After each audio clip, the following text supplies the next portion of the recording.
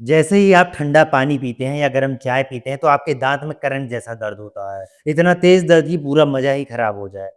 अगर आपके साथ भी ऐसा होता है तो ये कोई मामूली बात नहीं होती है। ये आपके दाँत का सबसे ऊपरी परत जिसे इनेमल बोलते हैं उसके लगातार घिस रहे होने की वजह से होता है।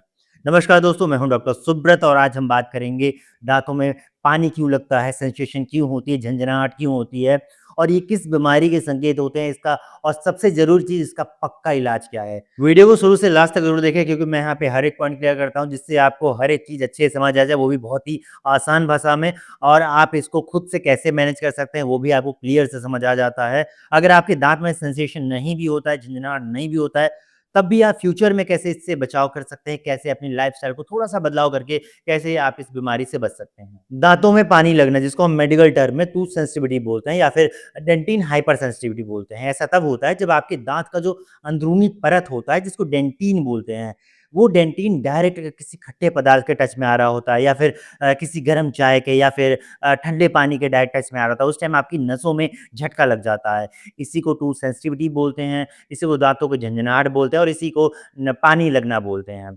ऐसा क्यों होता है उसको समझने के लिए आपको दाँत की परत के बारे में समझना पड़ेगा। ये जो दाँत है, ये, इस दाँत में कई परतें होती हैं। उसमें सबसे ऊपरी परत होती है इनेमल का। ये इनेमल का जो परत होता है, जो सफ़ेद हिस्सा दिख रहा है, ये इनेमल लेयर होता है। इनेमल का लेयर इतना हार्ड होता है कि आपके आपके शरीर का सबसे हार्डेस्ट लेयर होता है इनेमल लेयर, पूरे बॉडी का, यहाँ तक कि हड्डी से मज़बूत होता है। कई बार इसमें हथौड़ी मारने पे चिंगारी तक निकलती है, इतना मज़बूत होता है। दूसरी लेयर होती है इनेमल की जस्ट निचली लेयर को हम डेंटिन बोलते हैं। डेंटिन लेयर हाइपर सेंसिटिविटी होती है, ये संवेदनशील होती है। और तीसरी लेयर डेंटिन की निचली लेयर होती है जिसको पल्प बोलते हैं। इसमें नसें बिछी होती हैं, ब्लड कैपिलरीज़ होते हैं जिसमें खून की सप्लाई होती है। जब आपके दाँत का ऊपरी परत, इनेमल लेयर जब घिसना शुरू हो जाता है, जब घिस जाता है तो जो निचली लेयर है जिसको डेंटिन बोलते हैं, वो डायरेक्ट ऊपर आ जाता है। तो उस टाइम कोई भी खाना उसमें छू रहा होता है, तो डेंटिन लेयर मैंने आपको बताया ना संवेदनशील होता है, तो उस टाइम संवेदनशील होने के कारण वो खाना डायरेक्ट उसमें टच हो रहा होता है। उसके कारण से दाँत में दर्द होता है, सेंसेशन होता है, झनझनाहट होता है, पानी लगता है, ये सब चीज़ होना शुरू हो जाता है। दाँतों में पानी लगने के कई सारे कारण होते हैं, उसमें से कुछ मेन कारण मैं आपको बता रहा हूँ। सबसे जो ज़रूरी कारण है, वो है अगर आप गलत तरीके का ब्रश चूज़ कर रहे हैं और गलत तरीके से ब्रश कर रहे हैं। अगर आप हार्ड ब्रश खरीदते हैं, तो वो आपकी एनामल की परत को घिस देगा। अगर आप तेज़ी के साथ ब्रश कर रहे हैं, अगर आप दातून भी कर रहे हैं तो आप इतना तेज़ अगर करेंगे कि उतना उसका एनामल का परत ही घिस जाए, तो आपको दाँतों में पानी लगना शुरू हो जाता है। और अगर मसूड़ आपका पीछे हटना शुरू हो जाएगा, तो डायरेक्ट आपका जो जड़ है, वो पानी के संपर्क में आना शुरू हो जाता है, उससे भी आपको दाँतों में पानी लगना शुरू हो जाता है।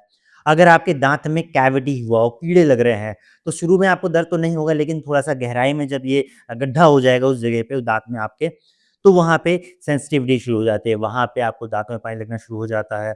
अगर आप बहुत ज़्यादा खट्टा चीज़ खा रहे हैं या फिर जो एसिडिक होता है, जैसे कि आप नींबू ले रहे हैं या फिर कोल्ड ड्रिंक पी रहे हैं या सिरका लेते हैं, तो आपके दाँत की ऊपरी परत इनेमल के साथ वो रिएक्ट करना शुरू कर देता है, उससे वो घिसना शुरू हो जाता है। आप देखेंगे कोल्ड ड्रिंक पीने के बाद आपके दाँत में कुछ सफ़ेद-सफ़ेद जमना शुरू हो जाता है, वो रिएक्शन होता है, उससे आपका ऊपरी परत घिसना शुरू हो जाता है।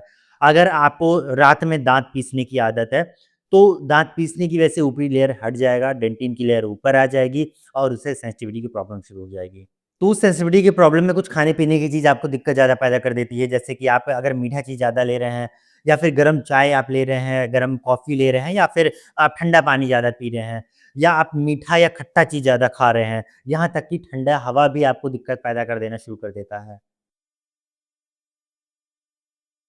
अगर आपके दाँत में पानी लगने की दिक्कत होती है या फिर झंझनाहट की दिक्कत होती है, तो आपको आपको इलाज करवाने की ज़रूरत होती है। सबसे पहला इलाज आपको ये करना है कि सबसे पहले आपको अपना टूथपेस्ट चेंज करना है।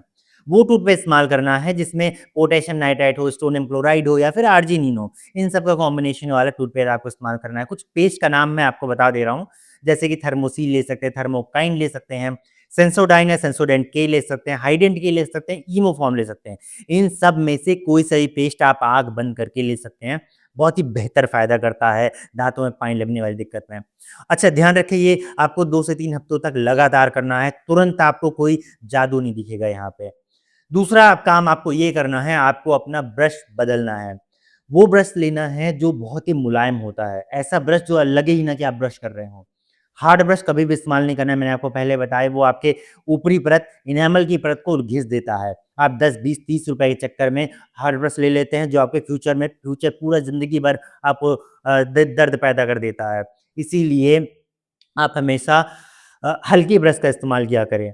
थोड़ा-सा महँगा ज़रूर होता है, 80, 90, 100 के आस-पास आता है, महँगा ज़रूर होता है, लेकिन आपको वही ब्रश इस्तेमाल करना है। मैं आपको यहाँ दिखा दे रहा हूँ कौन-सा ब्रश आप ले सकते हैं, इस टाइप का ब्रश आप लीजिए। आपको इसके अलावा जो भी जिस तरह का आप ब्रश कर रहे हैं, आप ब्रश हल्के हाथों से करें। बहुत ही कड़े हाथ से उसको दबा-दबा के कभी ब्रश ना करें। हल्के हाथ से करेंगे तो एनामल की परत कभी भी घिसेगी नहीं। तीसरा आपको ये करना है कि अगर बहुत ज़्यादा सेंसेशन की दिक्कत आपको होती है, तो आप कुछ उपाय कर सकते हैं, जैसे गुनगुना पानी में नमक डाल के थोड़ा-सा मुँह के अंदर भर के रखना है, कुल्ला करना है, जिससे आपको सेंसेशन की दिक्कत थोड़ी-सी कम हो जाती है। ध्यान रखें ये सिर्फ़ आपका सेंसेशन कम करता है, थोड़ा कुछ देर के लिए आपको शांत करता है, हमेशा के लिए बिल्कुल नहीं करेगा। इसलिए वो पेस्ट का और ये ब्रश का इस्तेमाल करना बहुत ही ज़रूरी है। डॉक्टर को आपको तब दिखाना है जब आपको ये सब लेने करने के बाद ही फ़ायदा ना हो रहा हो या रूट कैनाल की आपको ज़रूरत हो या फिर जो गड्ढा हो गया उसमें फिलिंग की ज़रूरत हो, तो आप अपने डेंटिस्ट से मिल सकते हैं। आप वहाँ पे फिलिंग करवा सकते हैं और आप रूट कैनाल भी करवा सकते हैं, उससे आपको दिक्कत बाद में नहीं होता है। अगर आपके दाँत में पानी लग रहा हो या ना लग रहा हो, दोनों कंडीशन में आपको बचाव की ज़रूरत होती है।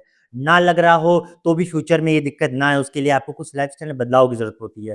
तो दोनों कंडीशन में कुछ बदलाव यहाँ बता रहा हूँ, जो आपको करना बहुत ज़रूरी है। जैसे आपको हल्का और सॉफ्ट ब्रश ही इस्तेमाल करना है, जिससे आपकी एनामल की परत बची रहेगी। आपको तेज़ी के साथ ब्रश नहीं करना है, एसिडिक चीज़ें कम खानी है। अगर आपको दाँत पीसने की आदत है रात में, तो माउथ गार्ड का इस्तेमाल कर सकते हैं।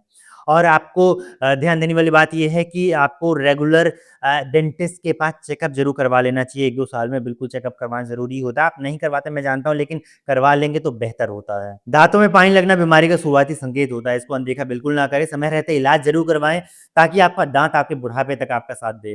किसी भी तरह का सवाल आपके मन में हो तो कमेंट बॉक्स में ज़रूर पूछिए हमसे।